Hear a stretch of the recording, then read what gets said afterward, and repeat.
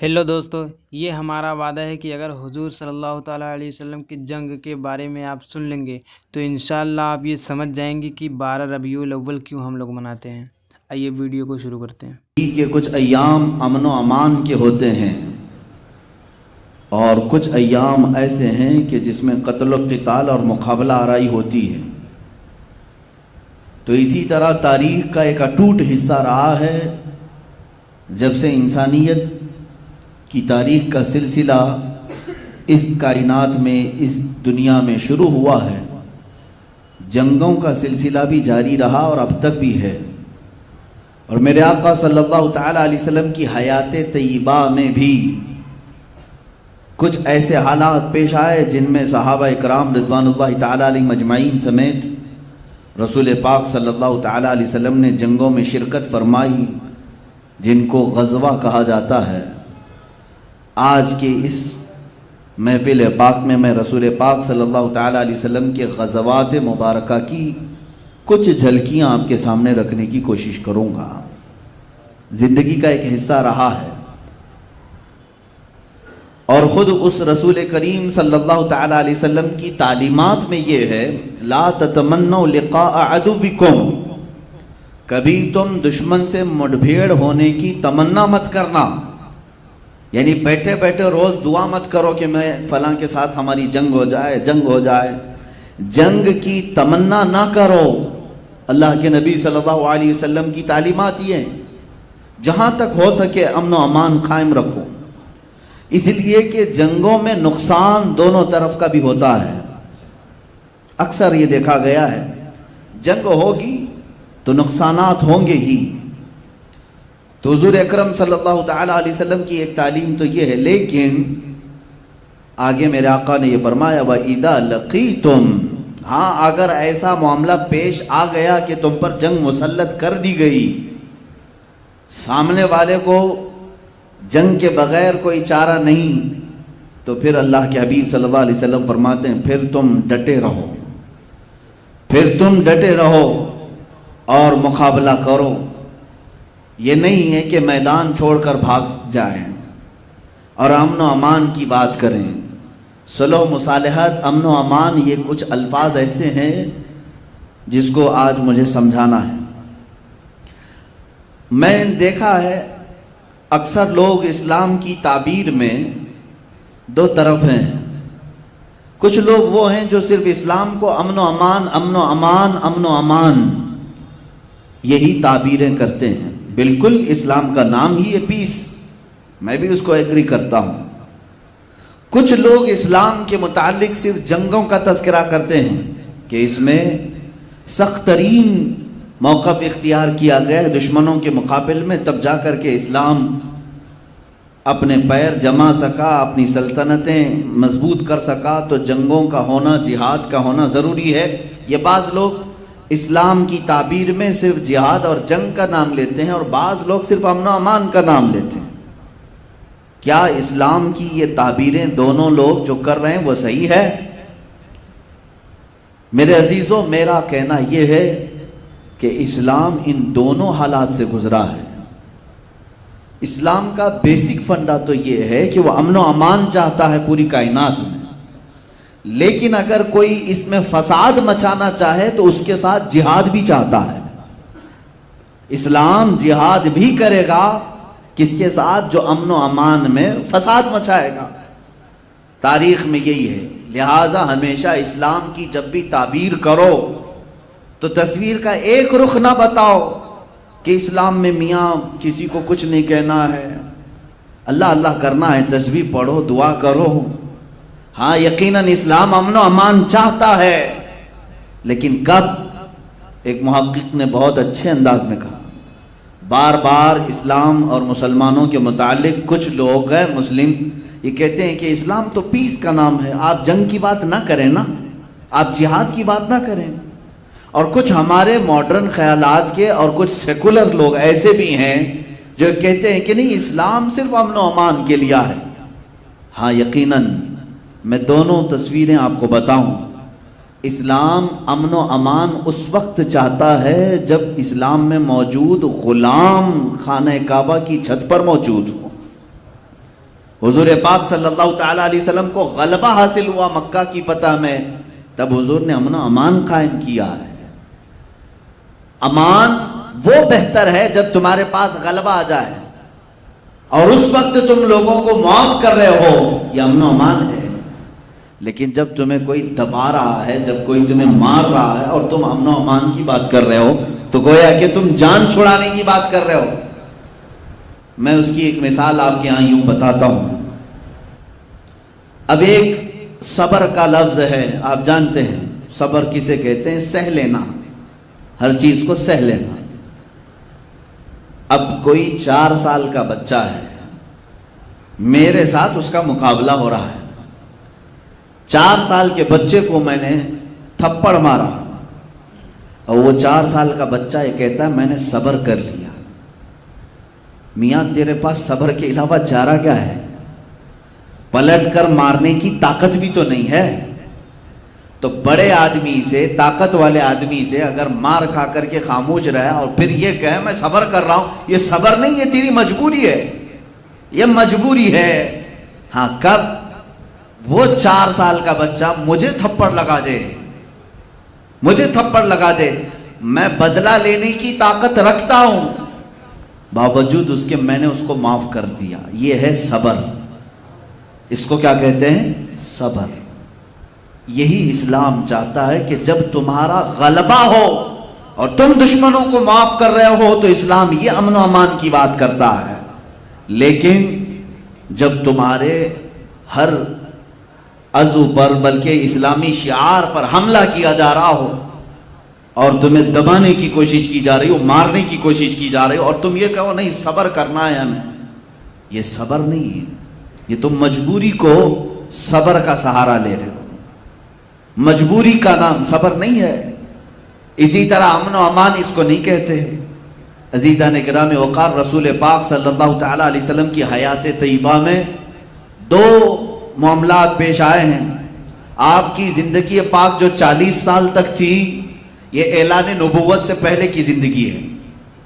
حضور صلی اللہ تعالیٰ علیہ وسلم نے اعلان نبوت نہیں فرمایا تھا، لیکن جب آپ کی عمر پاک 40 سال کی ہوئی، اس وقت سے لے کر آپ کی وفات 63 سال تک کتنی عمر ہوئی؟ 23 سال۔ آپ کی عمر مبارکہ 40 سال سے لے کر 63 سال تک کی عمر کتنی ہوئی؟ 23 سال، 23 ایئرس۔ اس کو ہم 2 حصوں میں تقسیم کرتے ہیں، 2 حصوں میں تقسیم کرتے ہیں۔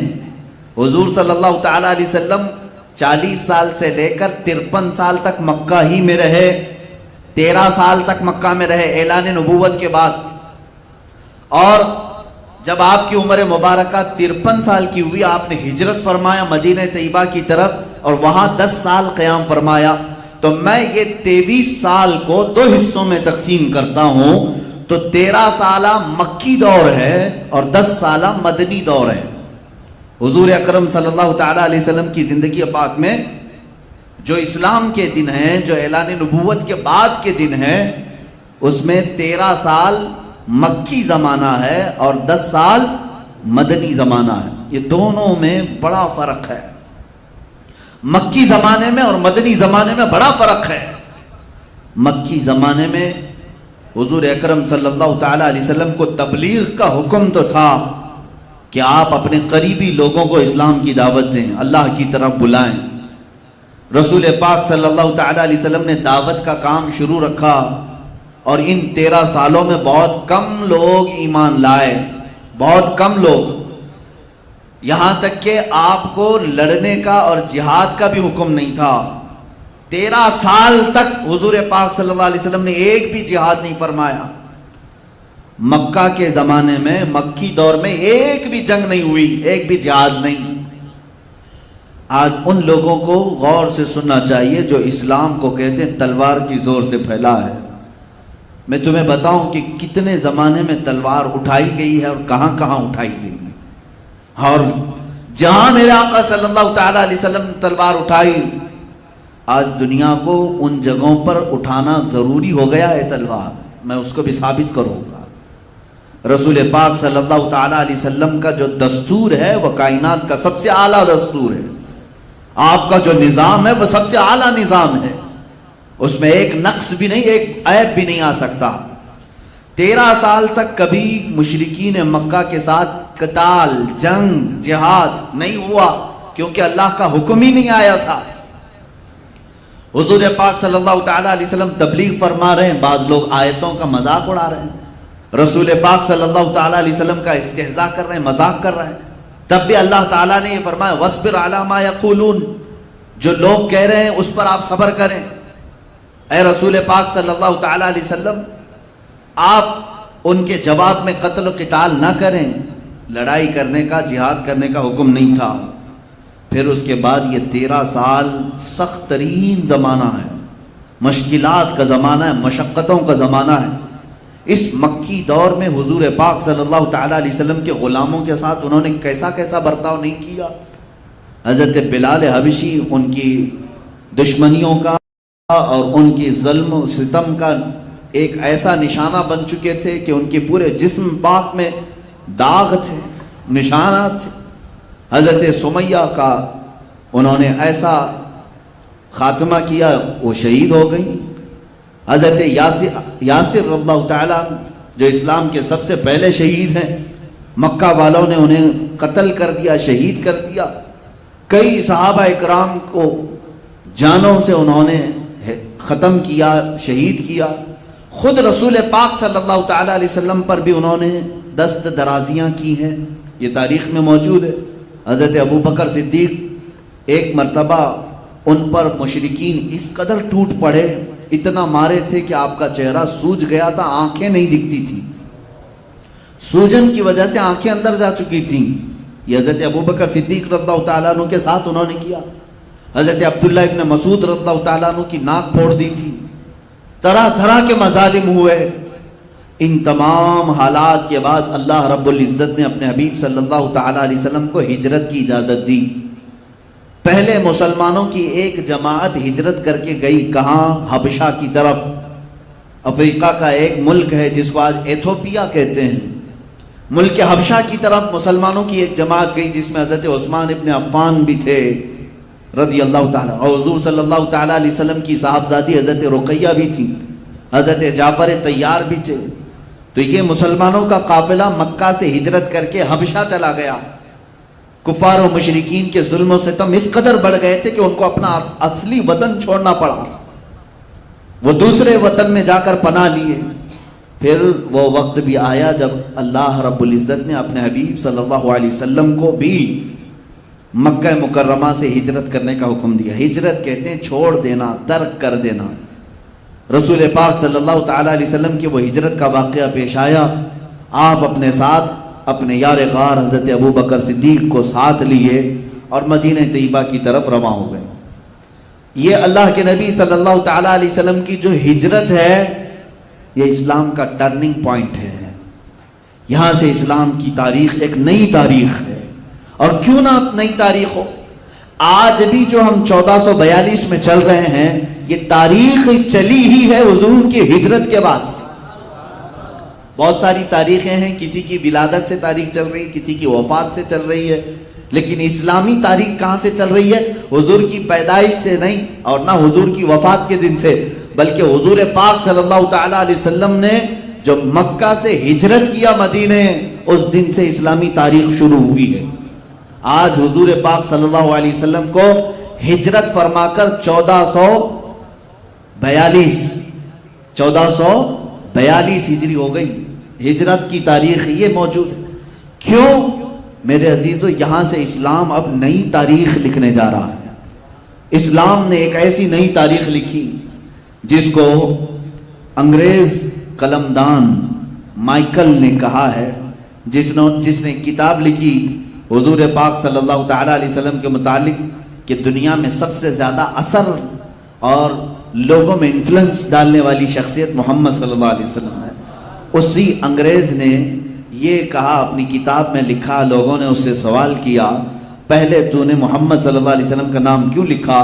تو کہتا ہے میں نے اس پروفٹ محمد صلی اللہ علیہ وسلم کی تاریخ پڑھی، جس دن یہ اپنی دعوت کے لیے شروع کیا وہ مکہ کا پورا میدان تھا، لیکن اس کی تاریخ، اس کی دعوت پر لبیک کہنے والے صرف 2 تھے، ایک اس کی عورت تھی، ایک بھتیجا، ایک بھائی تھا حضرت علی رضی اللہ تعالیٰ، ایک عورت تھی سیدہ خدیجہ، اور ایک چچا کا بیٹا علی جس کی عمر 9 سال تھی۔ یہ مائیکل کہتا ہے کہ یہ دعوت شروع ہوئی تھی صرف 2 لوگوں سے۔ حضور نے دعوت دی، 2 لوگوں نے لبیک کہا، اس کے بعد اپنے قریبی ساتھیوں میں ابو بکر صدیق اور ایک غلام، یہ 4-5 لوگوں سے دعوت شروع ہوئی۔ اور وہ مائیکل کہتا ہے شروع میں تو ایسا ہی لگا تھا کہ یہ اسی زمانے میں ختم ہو جائیں گے، اس لیے کہ ان کے مقابل میں بڑی بڑی طاقتیں مکہ میں موجود تھیں۔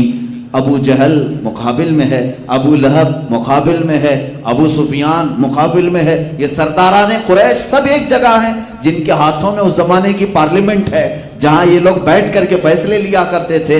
تو کیا یہ 3 لوگ، 4 لوگ، 5 لوگ ان کا مقابلہ کر سکتے تھے؟ یہ مائیکل کہتا ہے 2 لوگوں سے شروع ہونے والی یہ دعوت میں نے آج کے زمانے میں دیکھا 1.5 ارب تک پہنچ چکی ہے، 150 کروڑ تک اس دعوت کو پھیلا دیا گیا۔ اور اگر یہ دعوت جھوٹی ہوتی تو 14 سینچریوں تک باقی بھی نہیں رہتی۔ آج تک یہ لمبی دعوت چل رہی ہے، اس کا مطلب ہے اس دعوت کے اندر ضرور کوئی سچائی موجود ہے۔ یہ میں نہیں کہہ رہا، ایک انگریز قلمدان جس نے تاریخ لکھی ہے بڑی بڑی شخصیات کی، عزیزان گرامی وقار، یہ ہجرت میرے آقا صلی اللہ تعالیٰ علیہ وسلم کی ایک ایسا اثر دکھاتی ہے، یہاں سے اسلام کی نئی نشو و نما ہوئی ہے۔ اسلام کی بہترین جو سیاست ہے، جو اسلام کی سلطنت کہیں، خلافت ہے، یا اللہ رب العزت کے قوانین کا نفاذ ہے، یہ ہجرت کے بعد ہو سکا ہے۔ ہجرت زندگی میں کچھ چیزوں کو چھوڑنے کو کہتے ہیں، لیکن جب بندہ کچھ چھوڑتا ہے تو اللہ اس کو بہت کچھ اس کے بدلے میں دیتا بھی۔ حضور پاک صلی اللہ تعالیٰ علیہ وسلم ہجرت فرما کر جب مدینہ طیبہ تشریف لائے، اب یہاں پر جو حالات تھے وہ مکہ جیسے حالات نہیں تھے۔ مدینہ نرم دل لوگوں کی زمین تھی، وہاں پر لوگوں نے استقبال کیا تھا۔ اللہ کے حبیب صلی اللہ تعالیٰ علیہ وسلم جب تشریف لائے، آج بھی حدیث کی کتابوں میں موجود ہے، حضور پاک صلی اللہ تعالیٰ علیہ وسلم کے آنے سے تقریباً 6 یا 7 دن پہلے ہی مدینے کی گلیوں میں یہ بات مشہور ہو چکی تھی کہ محمد صلی اللہ علیہ وسلم مکہ چھوڑ کر مدینے آ رہے ہیں۔ آلریڈی وہاں پر 100 سے زیادہ گھروں میں اسلام موجود تھا حضور صلی اللہ تعالیٰ علیہ وسلم کے آنے سے پہلے، کیونکہ حضور جب دعوت شروع فرما چکے تھے مکہ میں تو مدینے سے قافلے آتے تھے حج کے لیے، اور وہ حضور پر ایمان لاتے تھے، واپس جاتے اپنے شہر میں پھر تبلیغ کرتے۔ کئی لوگ حضور کے مدینے آنے سے پہلے ہی اسلام میں تھے، ایمان میں تھے۔ اب یہاں پر آپ کو میں بتاؤں، حضور پاک صلی اللہ تعالیٰ علیہ وسلم جب تشریف لا رہے تھے مدینے میں، دونوں حالات بالکل الگ ہیں۔ مکہ میں بھی حضور آئے ہیں اور مدینے میں بھی حضور آئے ہیں، دونوں جگہ آنے کی کیفیت الگ ہے۔ حضور پاک صلی اللہ تعالیٰ علیہ وسلم مدینے میں جب آئے تو تاریخ میں ہے بنو نجار قبیلے کی ساری بچیوں کے ہاتھ میں دف تھے، اور وہ سنیت الوداع کی گھاٹیوں پر چڑھ جاتی تھی اور روزانہ صبح سے شام تک انتظار کرتی تھی۔ جس دن حضور پاک صلی اللہ تعالیٰ علیہ وسلم اپنے رفیق سفر صدیق اکبر کے ساتھ قبا کی طرف سے نمودار ہوئے، جلوہ بار ہوئے، مدینے کی خوشیوں کا حال یہ تھا، حدیث میں موجود ہے، ساری مدینے کی عورتیں اپنے گھروں کے چھتوں پر چڑھ گئیں، مرد حضرات اپنی گلیوں میں اور راستوں پر نکل آئے، اور چھوٹے بچیاں اور کچھ نوجوان جو جنگی لباس پہنے ہوئے تھے، تلوار بھی ان کے ہاتھ میں تھے، نیزے بھی ان کے ہاتھ میں تھے، اور وہ جو ان کے آڑ کے لیے جو ڈھال ہوتے تھے تو تلواروں کو ڈھال سے بجاتے بجاتے سنیت الوداع کی گھاٹیوں تک پہنچ گئے، اور سب بیک زبان کہتے تھے طلع البدر علینا من ثنیات الوداع وجب الشکر علینا ما دعا للہ داعی۔ یہ ہمارا بریلویوں کا کیا ہوا سلام نہیں ہے، یہ مدینے کی وہ صحابیات بچیوں کا سلام ہے جنہوں نے حضور کا مدینے میں استقبال کیا ہے۔ ارے میرے عزیزو، یہاں مجھے بات یہ کہنی پڑتی ہے کہ اگر آج ہم میلاد میں کہتے ہیں نور والا آیا ہے، نور لے کر آیا ہے، یہ جو نعتیں پڑھتے ہیں تو در حقیقت یہ مدینے والوں کی ترجمانی کر رہے ہیں. انہوں نے بھی حضور کا استقبال کیا تھا اور یہ کہا تھا اللہ والا ہمارے شہر میں آیا ہے. انہوں نے تو بڑی بات کہی تھی, طلع البدر علینا, انہوں نے کہا 14ویں کا چاند ہم پر طلوع ہو گیا ہے. من ثنیات الوداع, یہ ثنیت الوداع کی گھاٹیوں سے 14ویں کا چاند ہم پر طلوع ہو گیا ہے. وجب الشکر علینا ما دعا للہ داعی, یہ اللہ کی طرف بلانے والا پیغمبر جب تک بلاتا رہے گا ہم سب مدینے والوں پر اس کا شکر واجب ہوگا. یہ بچیاں پڑھ رہی تھیں.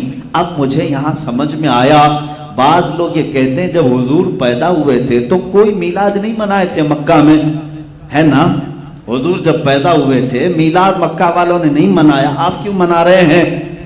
تو جواب میں آپ یہ کہیں جب حضور مکہ میں پیدا ہوئے تھے تب مسلمان تھے کہاں؟ حضور نے تو 40 سال کے بعد اعلان کیا ہے. نہیں, حضور نے 40 سال بعد اعلان فرمایا. مکہ میں حضور پاک صلی اللہ تعالی علیہ وسلم جس وقت جلوہ گر ہوئے تھے خوشیاں منائی گئی, اور بات ہے کہ تمہاری آنکھیں نہیں دیکھتی.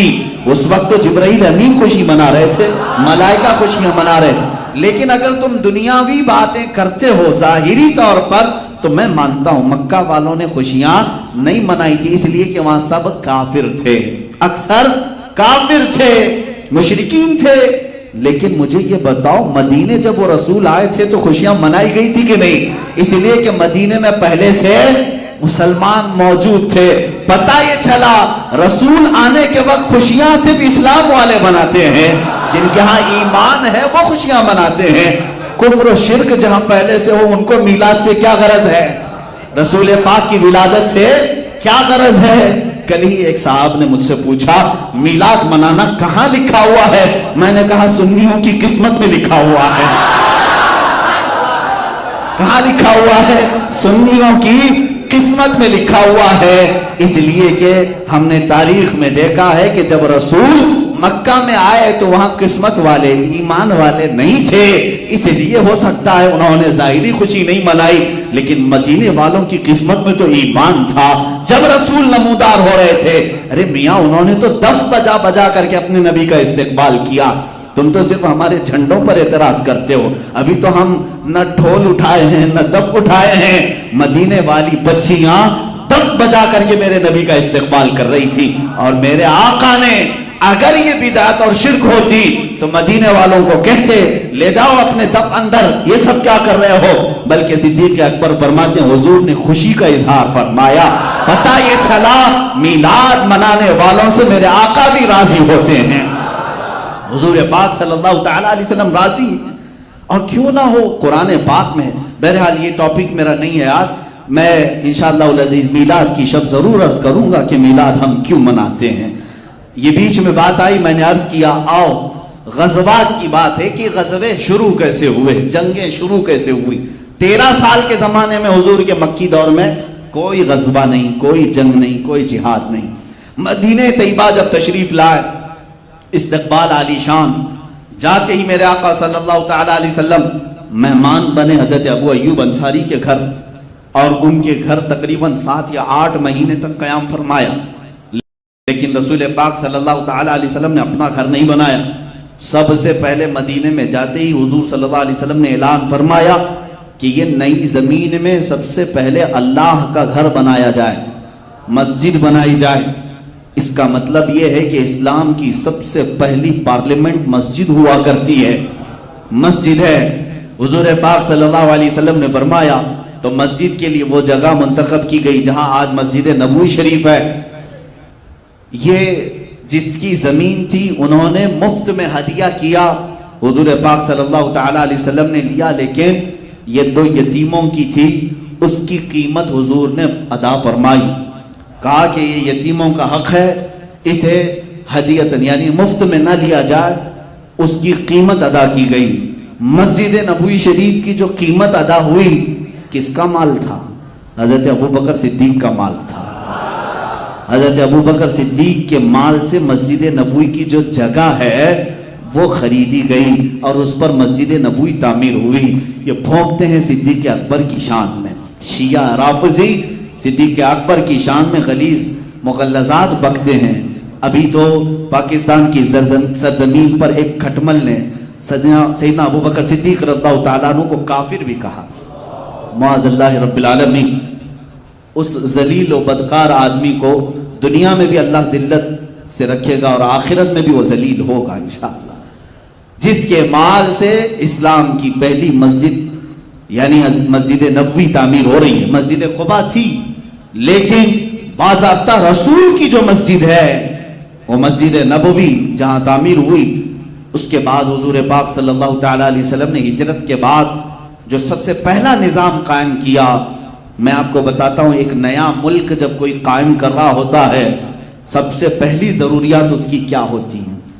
जब नया मुल्क कायम हो रहा हो, जो भी इस्लाम के बेस पर नया मुल्क कायम होता है उसमें सबसे पहला अपना घर नहीं अल्लाह का घर बनाया जाता है।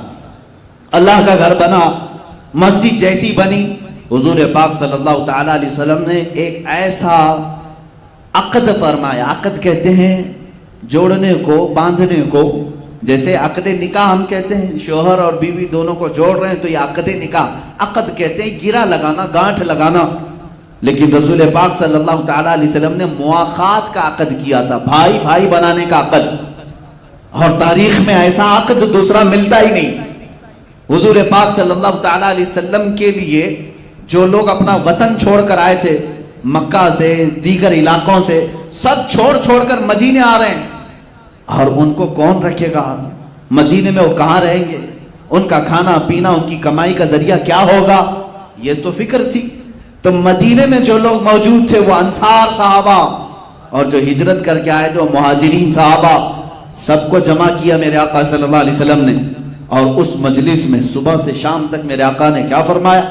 एक मुहाजिर साहबी को उठाते, एक अंसार साहबी को उठाते, दोनों का हाथ जमा करते और कहते आज से तुम दोनों भाई हो। इस तरह दोनों के भाईचारगी का सिलसिला शाम तक जारी रहा। जितने हिजरत करके आए थे उन सब को हुजूर ने मदीने में रहने वाले अंसार का भाई बनाया। मेरे अजीज, ये खाली बोली नहीं है, ये अल्फाज नहीं है, सहाबा थे वो सहाबा, हुजूर की जुबान की लाज ऐसी रखते थे। एक एक सहाबी जो अंसार हैं वो अपने मुहाजिर भाई को घर ले जाते और उसी दिन शाम में बैठ गए अपनी जायदाद, अपनी प्रॉपर्टी, अपनी मकान सब बता रहे हैं। कहा है मेरे मुहाजिर भाई, मेरा बागीचा इतना बड़ा है, इतने दरख्त उसके अंदर है, मार्केट में 4 दुकानें हैं, मकान इतने हैं, आधी मार्केट तेरी है, आधा बागीचा तेरा है, आधी दुकान तेरी है, आधा घर मेरा, आधा घर तेरा, हर चीज में। इसलिए कि अल्लाह के नबी ने जब भाई बनाया है, मेरी हर चीज में आधा हिस्सा तेरा भी है। ये सहाबा ने अमल करके दिखाया। यहाँ तक कि एक साहबी फरमाते हैं उन्होंने आधा आधा इतना किया कि उनकी 2 बीवियां थी, उन्होंने कहा तुम नए नए मदीने में आए हो, मैं एक बीवी को तलाक देता हूँ, इद्दत गुजारने के बाद तुम उससे निकाह कर लो, उसका महर भी मैं अदा करूंगा, इसलिए कि तुम अजनबी हो, यहाँ कैसे शादी करोगे। अजीजा ने गिरामी वक़ार, ये अंसार सहाबा थे जो मदीने वाले, जिन्होंने मुहाजिरीन के लिए अपने पूरे सीने कुशादा किए थे। किसी के सीने में जरा बराबर भी ऐसी बात नहीं आई थी कि बाहर से आने वाले हम पर काबिज हो गए ना। मदीने वालों का दिल अल्लाह रब्बुल इज्जत ने इतना नरम बनाया, आज भी उसका असर बाकी है, आज भी असर बाकी है।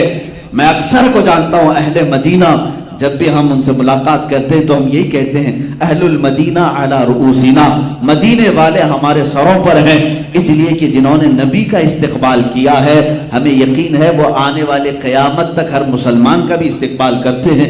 बाज़ इलाकों में, मक्का में देखा है शिद्दत पाई जाती है, शिद्दत पाई जाती है, लेकिन मदीने वाले आज भी नरमी करते हैं हुज्जाज के साथ भी, जो हज के लिए आते हैं, जो जियारत के लिए आते हैं, उनके साथ भी नरमी की जाती है। आज तक मदीने का एक रिवाज है, आज भी रिवाज है, अल्लाह उसको सलामत रखे। मैंने काफी दिन कबल ये पढ़ा था कि जो भी मदीने में नया उनको दिखता है, जो भी, वो लोग क्या कह करके पुकारते हैं? कहते हैं या मोहम्मद। आप भी जाएं, अगर आपका नाम उनको मालूम नहीं हो तो यहां तो आप पुकारेंगे मिस्टर फलां फलां, नहीं, मदीने वाले जिसका नाम मालूम नहीं उसको कहते हैं मोहम्मद। वो अपनी जानिब से हर एक का नाम मोहम्मद रखते हैं, और अगर कोई दोस्त बन जाए तो उसको सिद्दीक कहते हैं या सदीक कहते हैं। مدینے کا یہ رواج ہے آج بھی. ہم نے پوچھا کہ ایسا کیوں کیا جاتا ہے؟ کہا گیا کہ جب سے نئے طریقے سے میرے آقا تشریف لائے تھے, مدینے والوں نے اس خوشی کو آج تک محسوس کیا. جب بھی کوئی نیا مدینے میں آتا ہے تو ہم اس کو محمد ہی کہتے ہیں, نام جب تک معلوم نہ ہو اس کو محمد ہی پکارا جاتا ہے. عزیزان گرامی وقار, حضور صلی اللہ تعالی علیہ وسلم نے جو اسٹیبلشمنٹ جس کو کہتے ہیں حکومت کا, سلطنت کا, وہ مدینے میں جانے کے بعد قائم فرمائے. مسجد بنی, عقد مواخات ہوا, یعنی بھائی چارگی قائم کی گئی. اب اسلام کو مضبوط کرنے کا زمانہ تھا.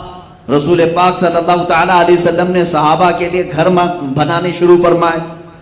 جو گھر بار سب چھوڑ کر آئے تھے ان کے لیے گھر بنائے گئے. سب سے پہلے کالونی بنانے کا, لے آؤٹ بنانے کا نظام میرے آقا نے عطا فرمایا ہے. بستیاں آج بھی اصحاب صفہ کی مدینے میں, اگرچہ ان کو ویران کر دیا گیا ہے, لیکن مدینے کے مضافات میں حضور نے ایک بہت بڑی جگہ میں صحابہ کے گھر بنائے تھے بڑے ڈسپلن کے ساتھ. جب کسی کی شادی ہوتی تو اس مکان میں شفٹ کیے جاتے. کالونی بنانے کا سسٹم میرے آقا صلی اللہ علیہ وسلم کا ہے. اس کے بعد رسول کریم صلی اللہ تعالی علیہ وسلم نے تعلیم کا نظام قائم کیا. آج کسی بھی ملک کو آپ دیکھ لیں, کسی بھی ملک, اس کی ترقی کے جو راز ہیں وہ یہی راز ہیں جو میں بتا رہا ہوں. سب سے پہلے اسے اپنے ایک مرکز کی ضرورت ہوتی ہے, پارلیمنٹ, جہاں بیٹھ کر کے وہ لوگوں سے مشورہ کرے. اپنے ملک کی, اپنے سرحدوں کی حفاظت کے لیے کیا کیا کیا جانا چاہیے, اس پر ڈسکس ہونے کے لیے ایک مکان چاہیے ہر زمانے میں. اور بادشاہ بھی اپنے محلات بناتے تھے میٹنگ کے لیے. لیکن میرے آقا صلی اللہ تعالی علیہ وسلم نے اسلام کی مضبوطی کے لیے جس چیز کو پارلیمنٹ بنایا وہ مسجد ہی تھی. اللہ کے گھر سے سارے کام ہو رہے تھے. اب یہاں پر حضور پاک صلی اللہ علیہ وسلم نے تعلیم کا نظام قائم کیا. تعلیم کا نظام تو ایسے کہ اللہ اکبر, وہ دنیا کی سب سے بڑی یونیورسٹی ہوگی جہاں شاگرد صحابہ ہیں, استاد رسول اللہ ہیں. میرے آقا صلی اللہ تعالی علیہ وسلم انہیں ہر چیز کا علم دیتے رہے. صحابہ بھر بھر کر پیتے رہے, علم کی سوغات لیتے رہے. یہ تمام نظام قائم کس لیے کیا؟ امن و امان کے لیے کیا. جب میرے آقا صلی اللہ تعالی علیہ وسلم آئے, پھر اس کے بعد زراعت کے اصول, باغیچہ, شجرکاری, یہ سب میرے آقا نے فرمایا. کھجوروں کے باغیچے, خود یہاں تک کہ اپنے ہاتھ سے میرے آقا صلی اللہ علیہ وسلم نے باغیچے میں درخت لگائے. شجرکاری کا منصوبہ میرے آقا صلی اللہ تعالی علیہ وسلم کا تھا. اور اس کے بعد غلام آزاد کرنے کی تلقین فرمائی. جس کے پاس جو غلام ہے وہ آزاد کرے, اس لیے کہ اسلام غلامی کے دور میں نہیں رہنا چاہتا. یہ وہ زمانہ تھا جب انسانوں کو غلام بنایا جاتا تھا. مثال کے طور پر اگر آپ کسی کے غلام ہیں تو آپ کو چھٹکارا نہیں, جب تک مالک جو خدمات لیتا رہے آپ کو کرنا ہوگا. اور آزاد کرنے کا نظام بھی تھا کہ اگر اس مالک نے کہہ دیا جا تو آج سے آزاد ہے, تو پھر اب آزاد آدمی پر کوئی دوسرا ڈورا ڈال نہیں سکتا تھا. لیکن غلام بازار میں بیچے جاتے تھے, ان کی بولیاں لگتی تھیں, باندیاں بھی بیچی جاتی تھیں. اسلام کے شروع میں بھی یہ چلا, لیکن رسول کریم صلی اللہ تعالی علیہ وسلم کی تعلیمات نے اس کو دھیرے دھیرے ختم فرمایا. کیسے؟ دیکھیں, اسلام کے کئی احکام ہیں. روزہ ٹوٹ گیا, گناہ تم سے ہوا, اللہ فرما رہا ہے ایک غلام آزاد کر دو. کفارے میں غلام آزاد کر دو. قسم کھایا, توڑ دیا, اللہ فرما رہا ہے غلام آزاد کر دو. کئی ایسے کفارے ہیں جس میں اللہ تعالیٰ نے غلام آزاد کرنے کا حکم فرمایا. یعنی اسلام غلامی کے دور سے انسانوں کو نکالنا چاہتا ہے. اور یہ سلسلہ شروع ہوا مدینہ طیبہ میں. کتنے غلام آزاد کیے گئے؟ بے شمار. حضرت ابوبکر صدیق رضی اللہ تعالیٰ عنہ کا تو محبوب مشغلہ تھا. آپ مال جمع کرتے اور جو بھی کوئی غلامی کی زنجیروں میں جکڑا ہوا ہے اس کے مالک سے جا کر بات کرتے, یہ غلام میرے ہاتھ میں کتنے میں بیچے گا؟ وہ کہتا اتنے اتنے درہم میں. حضرت ابوبکر وہ غلام خریدتے اور اس غلام کو لا کر حضور کے پاس چھوڑ دیتے اور کہتے آج سے تو آزاد. حضرت بلال حبشی ابوبکر صدیق رضی اللہ تعالیٰ عنہ کے آزاد کردہ غلام. حضرت سلمان فارسی رضی اللہ تعالیٰ عنہ مال صدیق اکبر سے آزاد کیے ہوئے ہیں. پہلے آپ بھی غلام تھے. کئی صحابہ ہیں جو غلامی کے زمانے میں زندگی گزار رہے تھے اور انہیں آزاد کرنے کا حکم دیا گیا. مسلمانوں, اپنے بھائیوں کی آزادی کی فکر کرنا یہ صدیقی ایمان ہے. اگر کوئی قید ہے, نا حق اگر کسی کے اوپر مقدمات ہیں، جیل میں ہے. تم یہ مت سوچو کہ میں روٹیاں پکا پکا کر کھاتا رہا ہوں، وہ تو گیا ہے اندر. تمہیں اپنے بھائی کی فکر ضرور کرنی چاہیے. اپنے بھائی کی فکر کرو، جو ناحق مقدموں میں پھنس جائے یا قید ہو جائے اسے آزاد کرانے کی فکر. یہ ایمان ابو بکر صدیق میں سے آتا ہے. صدیق اکبر رضی اللہ تعالیٰ عنہ کے محبوب مشغلے میں سے. اب یہ جو اسٹیبلشمنٹ ہے سلطنت اسلام کا، مملکت خدا داد جس کو کہیں آپ، جب بھی کوئی ایک نئی کنٹری بنا رہا ہے تو کیوں بنائے گا؟ اس کے فالوورز کے لیے اچھی زمین ملے، اچھی ہوا ملے، سکون و اطمینان کے ساتھ رہے. اب میں آپ کو بتاتا ہوں جنگیں کیوں ہوتی اور اسلام کی جنگیں جو شروع ہوئی اس کی وجہ کیا ہے. اب میں آپ کے ذہن کو قریب کرتا ہوں، اس کا کچھ لوگ غلط معنی نہ نکالیں. میں پوری ایک جماعت کو لے کر شفٹ ہو گیا. چاہنے والے تھے، اللہ والے تھے، یہاں تکلیفیں زیادہ ہو رہی تھی، ایک جگہ ہم شفٹ ہو گئے. مقصد کیا تھا ہجرت کرنے کا ہمارا؟ تاکہ لوگوں کے فتنوں سے دور ہو جائیں، ہم اللہ رب العزت کے نظام پر آزادی کے ساتھ عمل کر سکے. بات یہی ہے. ہم سب ایک جگہ جمع ہوئے ہیں. ہمارا مقصد تو یہی ہوگا کہ ہم اپنے بچوں کو خوب پڑھائیں گے، زمینوں پر محنت کریں گے، زراعت ہوگی، فصل ہوگی، ہم کھائیں گے، خوشیوں سے رہیں گے، اس اصول پر عمل کریں گے، کسی کو نہیں چھیڑیں گے، ہم اللہ کی رضا چاہیں گے. یہی رہے گا ہمارا مقصد. چلیے اب دوسرا مسئلہ. اب آپ چلے آئے میرے ساتھ سارے لوگوں کے فتنوں سے دور. اب ہم نے ایک جگہ بھی محفوظ کر لی، سب کچھ اچھا چل رہا ہے، لیکن دشمنوں کو دیکھا نہ گیا، وہ ادھر بھی آنا شروع ہو گئے. اب جو ہم نے نیا نظام قائم کیا تھا اس پر شبخون مارنے لگے. جگہ جگہ سے مسلمانوں کو یا ہماری جماعت کو قید کرنے لگے، ایک ایک کو گرفتار کرنے لگے. اب کیا ہوگا بتاؤ؟ ہم وہاں سب چھوڑ کر کے آئے تمہارے فتنوں سے بچنے کے لیے، تم یہاں بھی آ رہے ہو. تب تلوار اٹھانی پڑتی ہے، تب ڈیفنس کرنا پڑتا ہے. عزیزان گرامی، یہ پوری دنیا کا دستور ہے. تم اسلام کو جرم کے اعتبار سے دیکھتے ہو. ان ظالموں سے میں کہتا ہوں جن کے ہاتھوں میں ہزاروں لوگوں کا خون ہے آج، جو کرسیوں پر بیٹھے ہیں اور اسلام پر تھوکتے ہیں، اللہ رب العزت ان کے لیے کافی ہے، جو اسلام کے متعلق یہ کہتے ہیں کہ ہر ایک کو تلوار کے زور سے انہوں نے اپنے اندر کیا. تم کیا کر رہے ہو آج؟ تم کون سے زور سے؟ ڈرون تیار کر رہے ہو، پیٹروٹ، میزائل، نیوکلیئر، ان تمام ہتھیاروں کی خریداری میں ایک دوسرے سے آگے بڑھنے کی سب کی دوڑ ہے، اور سب یہی طاقت بنانا چاہ رہے. نہیں ہے آج ہر کنٹری اپنے سرحد کی حفاظت کر رہی ہے کہ نہیں کر رہی؟ ہر ملک اس کے اپنی فوج ہے، اس کے اپنے سولجرز ہیں. بارڈر پر ہر ایک کنٹری نے سولجرز لگا رکھے ہیں. اگر کوئی دوسری کنٹری والا اس میں داخل ہوتا ہے تو کیا ہوا؟ اس کو مرحبا مرحبا کہہ کے بلا لیں گے. کوئی ایک ملک والا دوسرے ملک میں زبردستی گھسے، بلا لیں گے.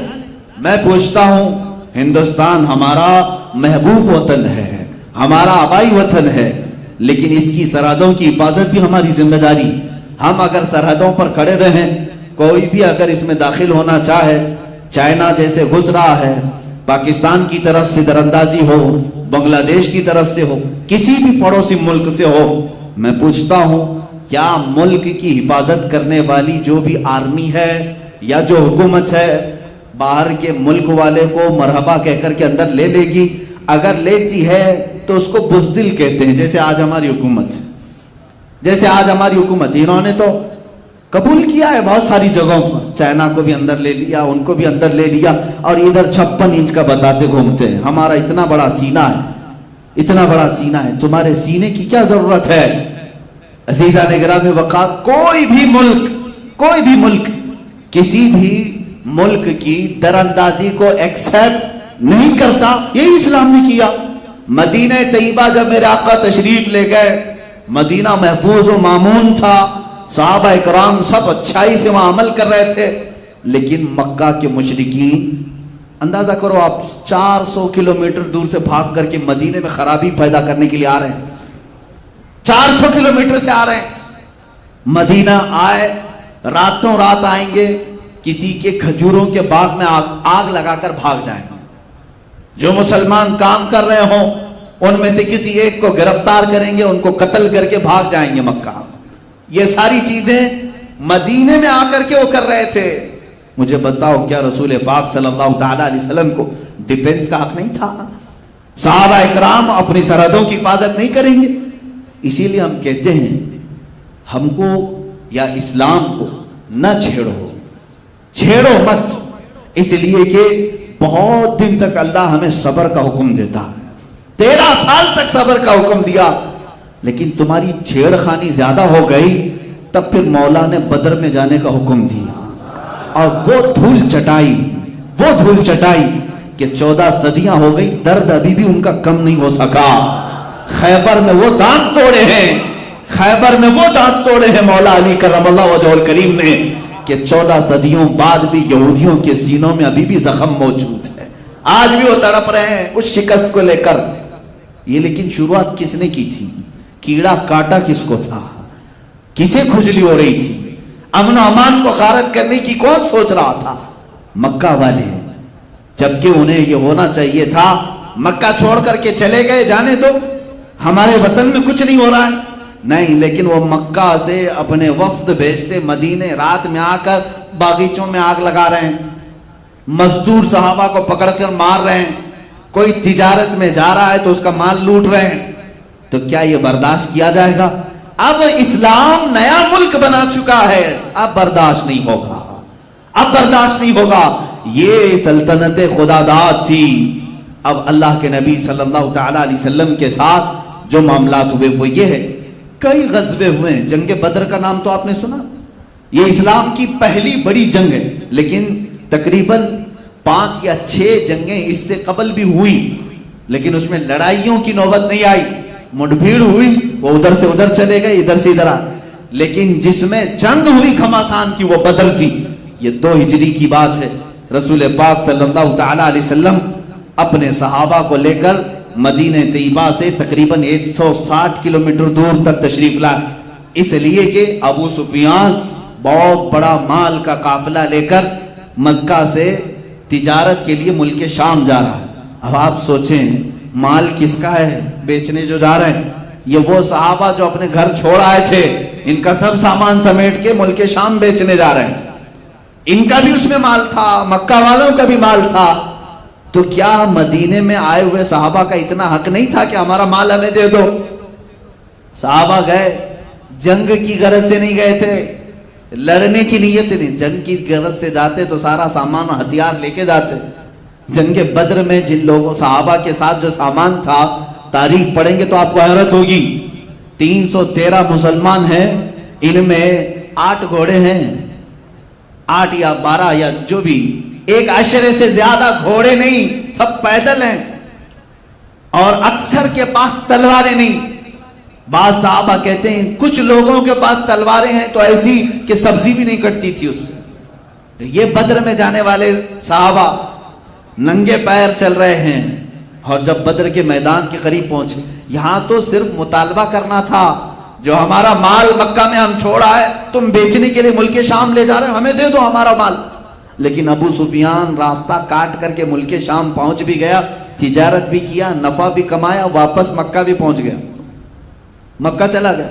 लेकिन अबू सुफियान ने पहले से मक्का खबर भेज दी थी, ऐ मक्का वालों, मोहम्मद सल्लल्लाहु अलैहि वसल्लम अपने साथियों के साथ मदीने से बाहर आ चुके हैं, हमारा काफिला लूट लेंगे, माल सब खत्म हो जाएगा, तुम सब आ जाओ।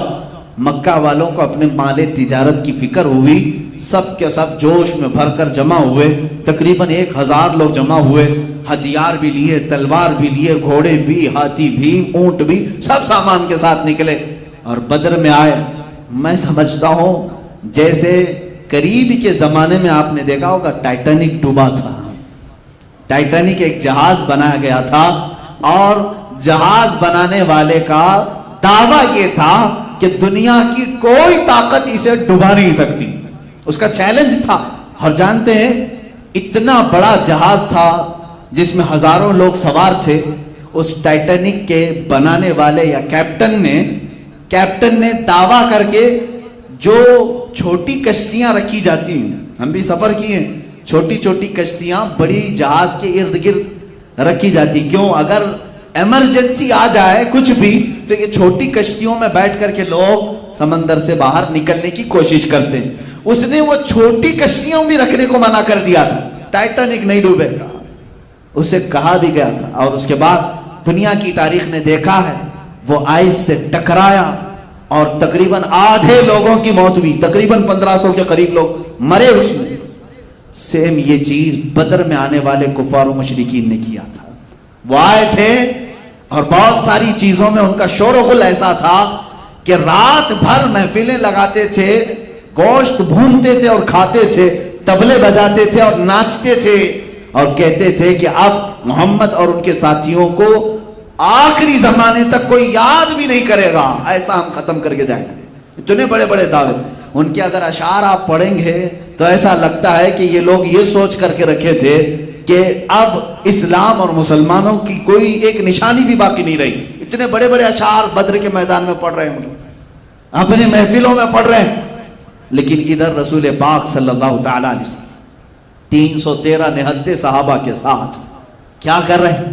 رات کے وقت صحابہ نے دیکھا آقا 1000 سے زیادہ تعداد میں ہتھیار سے لیس ہیں اور وہ ہمارے مقابل میں آئے ہیں، اس میں ایسے نہیں کہ چھوٹے پوٹے سب، بلکہ بڑے بڑے پہلوان وہ جمع کر کے لائیں۔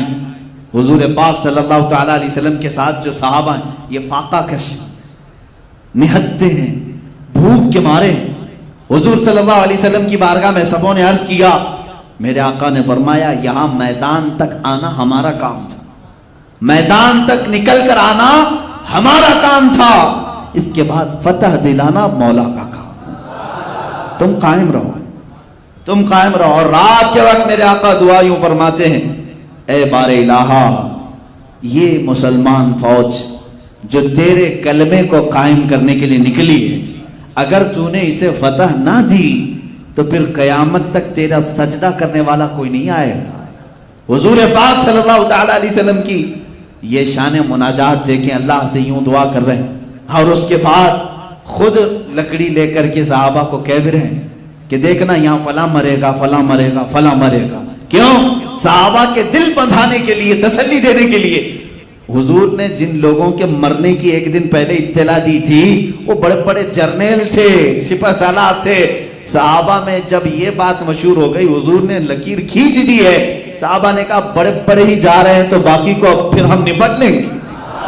حضور نے جب کہا ہے ان کو جانا ہی ہے، حضور نے جب لکیر کھینچی ہے وہ ان کی ڈیڈ لائن ہے، ختم ہو چکے ہیں۔ صحابہ کا یہ توکل بھی تھا، یقین بھی تھا۔ اور دوسرے دن جب صحابہ میدان میں آئے، اللہ رب العزت نے ان کی ثبات قدمی کی وجہ سے، ثابت قدم ہونے کی وجہ سے آسمان سے 5000 فرشتے مدد کے لیے اتارے، جس کا ذکر قرآن پاک میں۔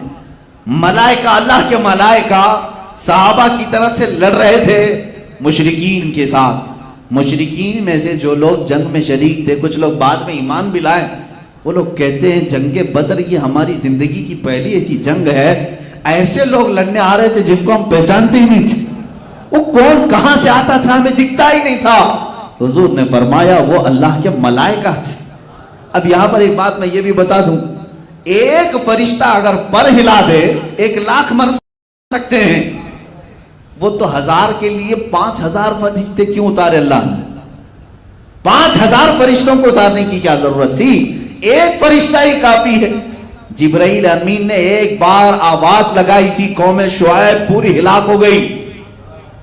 حضرت شعیب علیہ السلام کی قوم صرف ان کی ایک چنگھاڑ سے ختم ہو چکی تھی، مر گئے تھے سب، ایک فرشتے کی ضرورت تھی۔ لیکن محدثین فرماتے ہیں رب تبارک و تعالی نے رسول کے دیوانوں کی عظمت اور شان بتانے کے لیے اتنے فرشتے اتارے۔ باڈی گارڈ ایک ہو تو بھی چل سکتا ہے، لیکن کسی کے ساتھ 10 ہوں تو یہ اس کی عظمت کو بتاتے ہیں۔ 10 کا کام نہیں، تم چلو صرف ساتھ میں۔ صحابہ کی عظمت و شان کے لیے 5000 ملائکہ اتارے گئے۔ اور اس جنگ کا نقشہ جو ہے آپ سنتے بھی رہتے ہیں، شام ہونے سے پہلے پہلے ان کے پاؤں اکھڑ گئے، میدان چھوڑ کر بھاگنے لگے۔ جو 1000 کی تعداد میں آئے تھے، ایک رات پہلے خوب کباب کھائے تھے، سب میدان چھوڑ کر بھاگ رہے تھے، کیونکہ ابو جہل مارا گیا تھا، عتبہ مارا گیا تھا، شیبہ مارا گیا تھا، بڑے بڑے لوگ اس میں مارے گئے تھے۔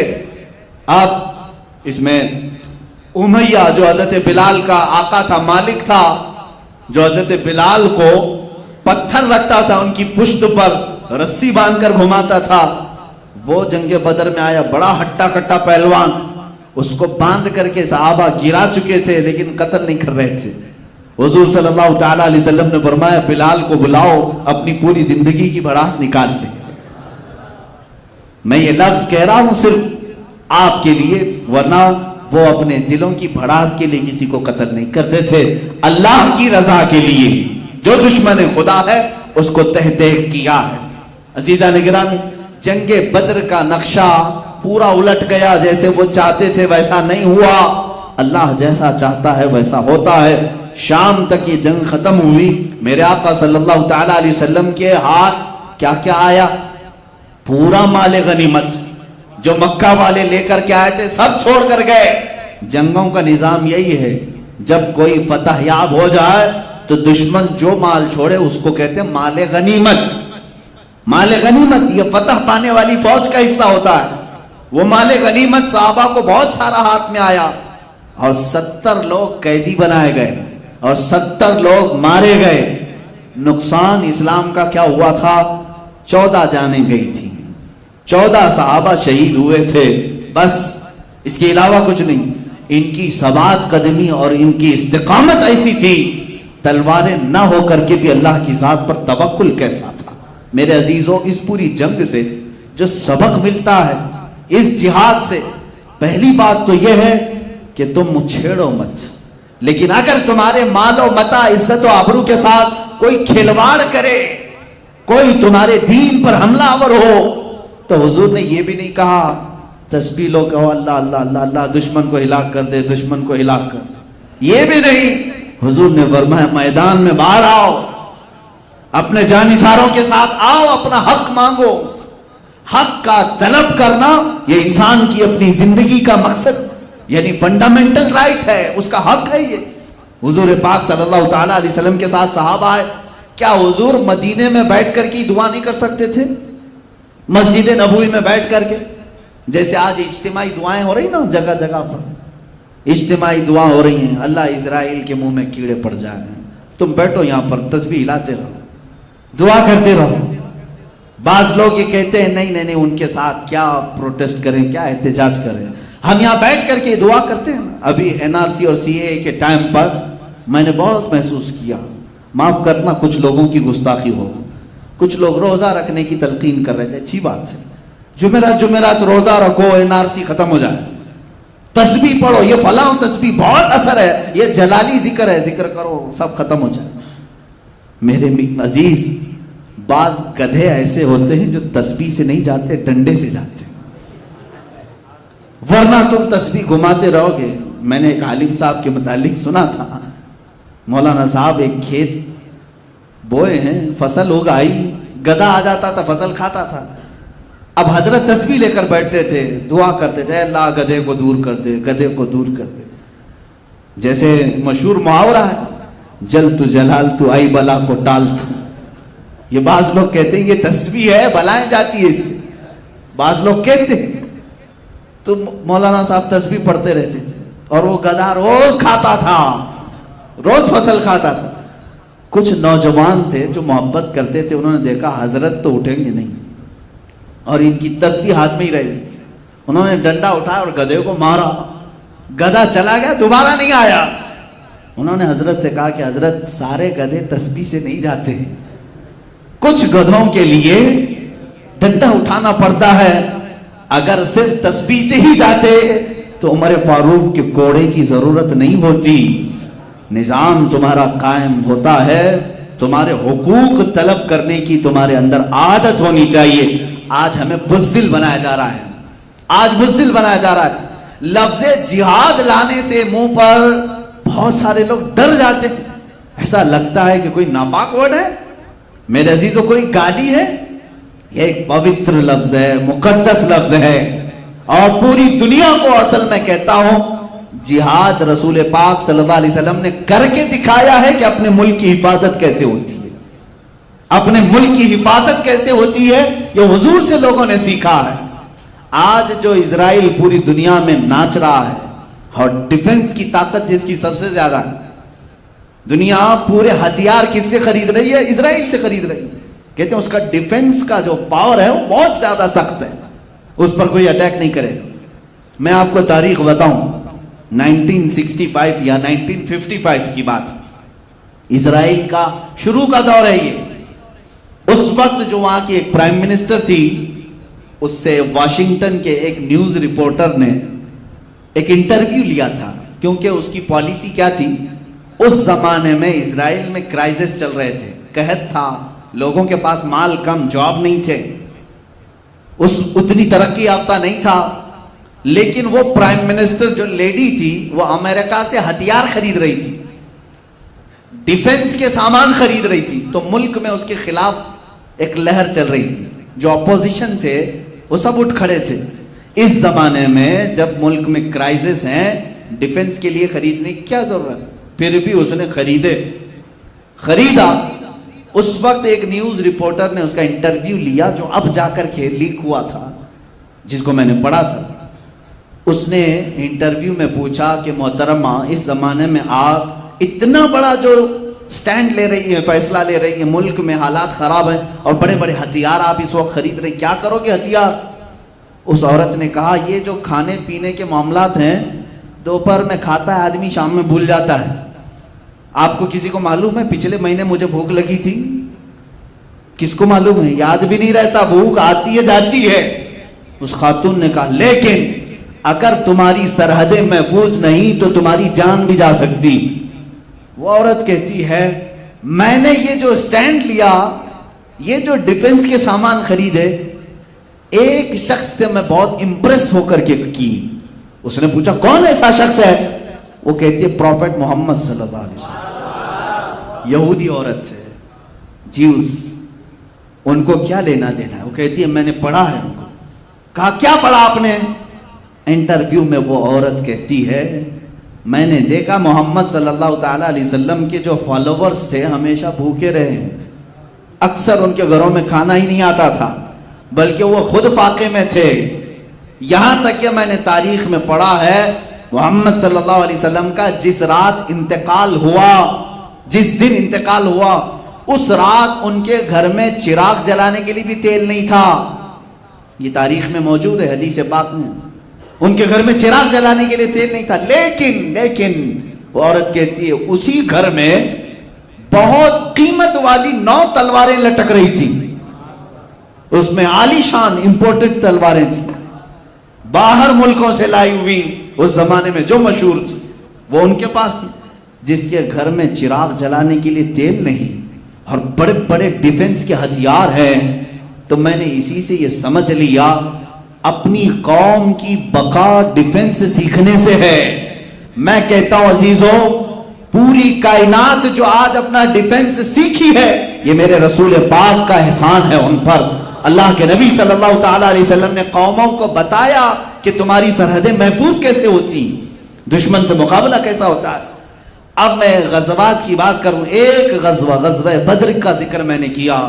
तकरीबन हुजूर पाक सल्लल्लाहु ताला अलैहि वसल्लम की जिंदगी पाक में 26 या 27 अलग अलग रिवायात गज़वात आए, जिसमें से 9 में जंगे ही नहीं हुई, यानी मुठभेड़ हुई लेकिन मुकाबला नहीं हुआ। बाकी 17 या 18 जंगें ऐसी हैं जिसमें जंग हुई, घमासान की हुई। कुछ में मुसलमानों को शिकस्त हुई और कुछ में अल्लाह रब्बुल इज्जत ने ईमान वालों को फतह अता किया, लेकिन अक्सरियत फतह पाने वालों की। सिर्फ एक जंग है, जंगे उहद, जो जीती हुई जंग थी लेकिन बाद में शिकस्त में आ गई। अब दूसरी जो जंग है इस्लाम की, वो जंगे उहद बड़ी जंग बता। ये क्यों हुई थी? इसका भी सबब यही था, छेड़ा नहीं था मुसलमानों ने। जो बदर में जख्म खाए गए थे मक्का में, 1 साल तक बैठकर तैयारी करते रहे, बदला लेना है, बदला लेना। बदले की आग ने उनको इतना भड़काया कि 10,000 की तादाद में जमा हुए और बड़ी तादाद में वो लोग फिर आए मदीने पर चढ़ाई करने के। अब मुझे बताओ کیا اب رسول پاک کے دیوانوں کا اتنا بھی حق نہیں تھا کہ اپنے مدینے کی حفاظت کریں؟ مدینے کی حفاظت کے لیے حضور پاک صلی اللہ تعالی علیہ وسلم نے اپنے صحابہ کو حکم دیا، سب باہر نکل آئے۔ احد پہاڑ کے دامن میں یہ جنگ ہوئی تھی، ایک خطا تھی، ایک غلطی ایسی ہوئی جس کی وجہ سے یہ جنگ جو فتح سے شکست میں تبدیل ہو گئی۔ ایک اونچا ٹیلا تھا، جنگ میں جو حالات ہوتے ہیں وہ لوکیشن کا بہت زیادہ اعتبار ہوتا ہے، آپ کہاں کھڑے ہیں، دشمن کہاں ہے، یہ جنگی مہارتیں رکھنے والے اچھی طرح سے جانتے ہیں۔ مثال کے طور پر آپ اونچائی پر ہیں، دشمن نیچے ہے، تب تو سمجھ لو کہ تمہارے ایک چانس ہی چانس ہے، نیچے سے اوپر کیسے حملہ کرے گا، لیکن اوپر والا تیر برساتا ہی رہے گا، تم اوپر والے سے مقابلہ نہیں کر پاؤ گے۔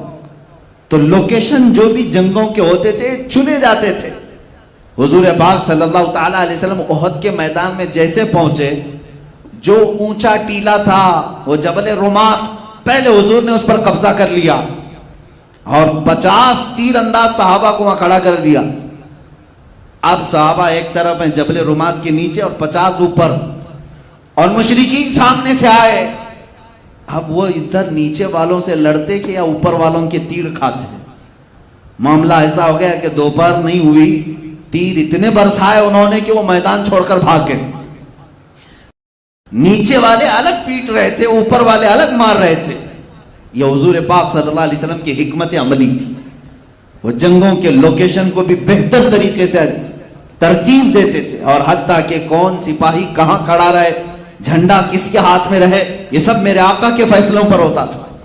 اللہ کے نبی صلی اللہ تعالی علیہ وسلم نے تیر اندازوں کو اوپر کھڑا کیا، تلوار والوں کو نیچے، جھنڈے والوں کو الگ مقام پر، اور کچھ ایسے ہوتے تھے جن کو مقدمت الجیش کہتے ہیں، یعنی سامنے ایک فوج کی ٹکڑی ہوتی تھی، وہ سیدھے دشمن کی صفوں میں گھس جاتے، حلہ مچ جاتا، سامنے کی صفیں ٹوٹ جاتی، تو پھر دشمن جو ہے اپنی صفوں کو بنانے میں ہی وقت گنوا دیتے تھے۔ تو اس میں جنگوں میں ترتیب ہوتی تھی کہ آگے والا، جس کو میمنہ کہتے ہیں، دائیں والا میسرہ کہتے ہیں، بائیں والا، الگ الگ بانٹ کر کے میرے آقا رکھتے تھے۔ اب ہوا یہ کہ مشرکین بھاگ گئے، اوپر کے تیر کھا کھا کر بھاگ گئے۔ اب ہوا کہ وہ 50 لوگوں کو میرے آقا نے فرمایا تھا جب تک میں نہ کہوں نیچے مت اترنا۔ حضور نے کیا فرمایا تھا؟ جب تک میں نہ کہوں نیچے مت اترنا۔ لیکن وہ مشرکین جب بھاگ گئے تو یہ 50 جو صحابہ تھے تیر انداز، انہوں نے کہا حضور نے تو جو فرمایا تھا جنگ ختم ہونے تک کے لیے، دیکھو نیچے وہ سب چھوڑ کر بھاگ گئے، باقی جو نیچے جو صحابہ تھے وہ مال غنیمت جمع کر رہے تھے۔ اوپر والوں نے کہا چلو ہم بھی نیچے جا کر مال غنیمت جمع کرتے ہیں۔ بعض صحابہ نے کہا انتظار کرو، حضور نے فرمایا جب تک میں نہ کہوں اترنا مت۔ تو وہاں 2 جماعتیں ہوئی، تقریباً 40 صحابہ اتر گئے، 10 باقی رہے۔ 40 لوگ جب نیچے میدان میں مال غنیمت جمع کرنے لگے، بھاگے ہوئے کافروں میں ہونہار خالد بن ولید بھی تھے۔ وہ مشرکین کی طرف سے آئے، ایمان لائے ہوئے نہیں تھے، اور جنگوں کی باریکیوں کو سمجھنے والے شخص تھے۔ دیکھا یہ جو لوکیشن خطرناک تھا ان کے لیے خالی ہو گیا، جو 50 تیر انداز تھے اس میں 40 نیچے آ گئے۔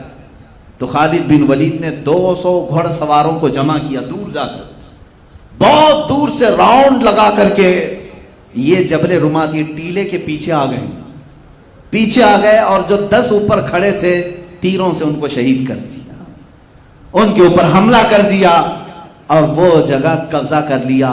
مسلمانوں کو سمجھ میں ہی نہیں آیا ہوا کیا۔ وہ نیچے میدان میں مال غنیمت جمع کر رہے تھے، 200 لشکری پیچھے سے آ کر حملہ کر رہے، اور جو بھاگے ہوئے کافر تھے وہ بھی پلٹ آئے، جو مشرکین بھاگ گئے تھے مال چھوڑ کر وہ واپس آئے۔ ہوا یہ کہ پیچھے سے خالد بن ولید کا لشکر اور سامنے سے وہ مشرکین کا، بیچ میں مسلمان پس گئے، جس میں 70 صحابہ کی جانیں گئی، 70 صحابہ شہید ہوئے۔ اسی جنگ میں میرے آقا صلی اللہ تعالی علیہ وسلم کے اوپر ایک ظالم کافر نے لوہے کی ٹوپی حضور کے چہرے پر مارا، جس کی وجہ سے لوہے کی جو دانت ہوتی ہے حضور کے رخسار مبارک میں اندر داخل ہوئی، 2 دانت آپ کے شہید ہو گئے۔ اور خون گرنے لگا. حضور صلی اللہ تعالیٰ علیہ وسلم کے لیے یہ جو تکلیف آئی یہ صرف احد میں آئی. کتنا بڑا نقصان. پھر جو مال تھا وہ سب انہوں نے لوٹ لیا. اس میں بڑے بڑے صحابہ شہید ہو گئے. حضرت حمزہ حضور کے قریبی چچا جو شروع سے باڈی گارڈ کی حیثیت سے رہے میرے آقا کے, وہ شہید ہوئے. صرف شہید ہی نہیں بلکہ ان کا سینہ چاک کر کے ان کا کلیجہ باہر نکالا. اور یہ دردناک منظر دیکھنے کو ملا احد میں. حضرت عبداللہ بن جہش رضی اللہ تعالیٰ ان کو بھی کاٹ کاٹ کر کے ان کے کان, ہونٹ, ناک سب کو ایک کافر نے سوئی میں پیرو کر ہار بنایا, ہار بنا کر کے پہنا. حضرت مصعب بن عمیر رضی اللہ تعالیٰ جو سفیر اسلام تھے, اسلام کے خطوط لے کر بادشاہوں تک جاتے تھے, وہ شہید ہو گئے. بڑے بڑے صحابہ اس میں فوت ہوئے. اب مجھے بتاؤ اتنا بھاری جو نقصان ہوا کس کی بدولت ہوا؟ حضور پاک کے ایک فرمان کو ٹال دینے سے 70 جانیں صحابہ کی گئی. آج اندازہ کرو میرے عزیزو, آج جو تم رسول پاک کے فرامین کو ٹالتے ہو, اب 70 نہیں 70 لاکھ جانیں بھی جا سکتی ہیں. کیونکہ قرآن کہہ رہا ہے فَلْيَحْذَرِ الَّذِينَ يُخَالِفُونَ عَنْ أَمْرِهِ أَن تُصِيبَهُمْ فِتْنَةٌ أَوْ يُصِيبَهُمْ عَذَابٌ أَلِيمٌ. اللہ فرماتا چاہیے کہ لوگ میرے رسول کے حکم کی خلاف ورزی کرنے سے بچیں, ورنہ میں اللہ فرما رہا ورنہ ان قریب تم کو فتنوں میں مبتلا کر دیا جائے گا یا دردناک عذاب میں گرفتار کر دیا جائے گا. تم جو آج رسول پاک کی نافرمانی پر لگے رہو گے, جانے جائیں گی جائیں گی جائیں گی. آج جو ہلاکتوں کا بازار ہے یہ یوں ہی نہیں. ان کے جو ہم غلام تھے, خلق کے پیشوا رہے, ان سے پھرے, جہاں پھرا پھرائی کبھی وقار میں. ہمارے وقار عزت میں جو کمی آئی صرف اس لیے کہ چہرہ تمہارا وہاں سے پھر گیا. تم نے کیریکٹر کس کے اپنایا, آج کس کو رول ماڈل بن رہے ہو؟ ہر نوجوان کا حال یہ ہے, فلموں کی اسکرین پر دکھائے جانے والی گندی تصویریں ان کے رول ماڈل ہیں, تمہارے وہ ماڈل ہیں. ان کو دیکھ کر کے ان کے آئیڈیل بناتے ہو, ان کے چلنے کی طرح چلنے کی کوشش, ان کے کھانے کی طرح کھانے کی کوشش, ان کے پہننے کی طرح پہننے کی کوشش. اگر وہ ننگا گھومے تو بچہ ہمارا ننگا گھومنے میں فخر کرے. تم نے جن کو اپنا آئیڈیل اور رول ماڈل بنایا ہے تو تمہارے ساتھ تو یہ ہونا ہی ہے. چند دنوں کے بعد دیکھنا کہ تمہارے گھروں کے اوپر کیا بلائیں نازل ہوں گی. مشرکین تمہارے نام سے چڑھتے ہیں, آج بھی تمہارا وجود یہ دیکھنا نہیں چاہتے. قرآن نے بہت پہلے ہمیں سمجھایا یہ تم سے کبھی نہیں راضی ہوں گے. تم اپنے آپ کو پورا بدل لو, کچھ بھی کر لو, یہ راضی نہیں ہوں گے جب تک تم ان کے دین میں نہیں داخل ہو جاؤ. تمہارا دھرم پریورتن کرنا چاہتے ہیں, سب کو اپنے اندر داخل کرو. ایک ہی آج بھی ذریعہ نجات ہے مسلمانوں, ایک ہی ذریعہ نجات ہے جس کو اقبال نے بہت پہلے کہا تھا کہ محمد سے وفا تونے تو ہم تیرے ہیں, یہ جہاں چیز ہے کیا لوح و قلم تیرے ہیں. حضور سے وفا کرو, میرے آقا سے محبت کرو. جنگ احد میں جو صحابہ سے خطا ہوئی وہ جان بوجھ کر نہیں ہوئی, انجانے میں ہو گئی. ان کی خطائیں اجتہادی تھی, اجتہادی خطا تھی, لیکن اس پر بھی اللہ کا عتاب آیا کہ شکست ہو گئی جنگ, 70 جانیں چلی گئی, مال پورا چلا گیا, بڑے بڑے صحابہ شہید ہوئے, رسول پاک کے دندان مبارک شہید ہوئے. اب تم اس زمانے میں اندازہ کرو, نہ ہماری جماعت میں صحابہ جیسے پرہیزگار ہیں, نہ ہمارے زمانے میں ویسے ایمان والے تقوی والے ہیں. اس کے باوجود تم رسول کی نافرمانی پر اڑے ہوئے ہو, تو پھر میرے عزیزو جانے جانا تو ہوگا. یہ ہماری موتیں مقدر تو ہوں گی, ہلاکتیں تو ہمارا مقدر بنے گی. آج جو اسلام کے ساتھ کھلواڑ چل رہا ہے اس کی ایک ہی وجہ ہے, میں کیا ان کو کوسوں, میں کتنا ان کے خلاف لعنت بھیجوں. ہمیں تو درد اپنوں سے ہوتا ہے. تم اگر مصطفیٰ کریم صلی اللہ علیہ وسلم کی غلامی میں آ گئے ہوتے, مجال ہے کسی کی کہ تمہارے نبی کی طرف انگلی اٹھا کر بات کرے, حضور کی طرف کوئی اشارہ کر سکے؟ آج سے ٹھیک 100 سال پہلے خلافت عثمانیہ تھی ترکی کی, اسی ظالم فرانس نے ایک فلم بنائی تھی حضور پاک صلی اللہ تعالیٰ علیہ وسلم کی شان میں توہین کرتے ہوئے.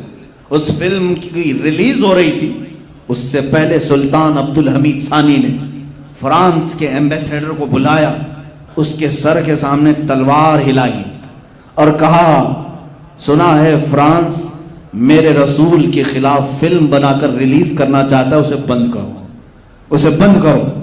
اس سفیر نے کہا وہ تو عام ہو گئی، وہ تو ریلیز ہونی ہی ہے، اس کو تو ریلیز ہونا ہے۔ ہمارے ہاں آزادی رائے کا خیال کیا جاتا ہے، ہر ایک کے لیے فلم بنتی ہے۔